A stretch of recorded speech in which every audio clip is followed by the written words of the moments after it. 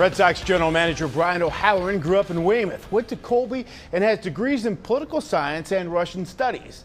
I recently caught up with him and asked him about his new job as GM.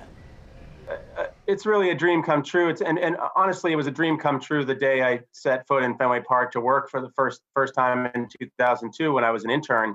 I just really wanted to work in baseball, and to be able to do that in my hometown was something I never imagined would happen. And I've just been so fortunate to work with great people and work for a great ownership group and just have opportunities to move up over the years.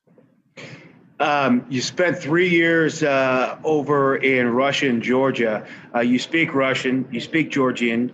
How do you go?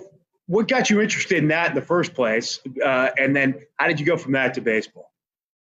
Yeah, so my mom was involved in a group when I was in high school that was like a student exchange program with, at the time, the Soviet Union, and I got involved in that. Got interested in the language, studied Russian in college, spent a year in the Republic of Georgia during college, and I was really interested in politics and international relations and all that stuff. But I was also a big sports nut, so. At a certain point, after working overseas for a while, I decided I really wanted to follow my passion, which was baseball. And I went back to school, graduate school, and then ended up getting an internship with the Padres and then the Red Sox. One of the civil wars in Georgia, you were one of the last Americans out of there. What was that like? It was crazy. And I look back on it, I was, 19, 20 years old.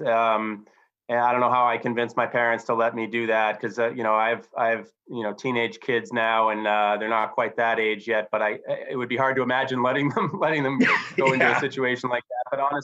But honestly, I was safe, and I was with I lived in a family there, and I was treated so well. It was a crazy time, but I learned a lot, and I was as a young man. When did you know? Hey, I don't really want to be in politics. I want to be in baseball. Yeah, so honestly, I loved the game growing up. I wasn't a very good player. I peaked when I was about 11 years old, and I played a little bit in high school, but I always loved the game, followed the game closely. Was a huge Red Sox fan growing up, and so it was always in the back of my mind, but it never seemed realistic. Back then, it was really hard to break into the game if you didn't have a strong playing background up through at least college and the minor leagues. But then around the time that Moneyball came out, things started to change, and folks with different backgrounds, business backgrounds, and other non-traditional baseball backgrounds were getting into the game. And so I just, at that point, that was the time that I was fortunate to be ready to jump in at that time and get an opportunity.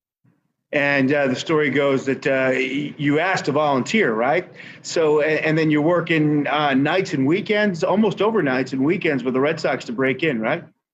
Yeah, so I got an internship in San Diego, and the person that hired me there was actually Theo Epstein. It was right before he joined the Red Sox. So I started in January of 2002 in San Diego, working an unpaid internship.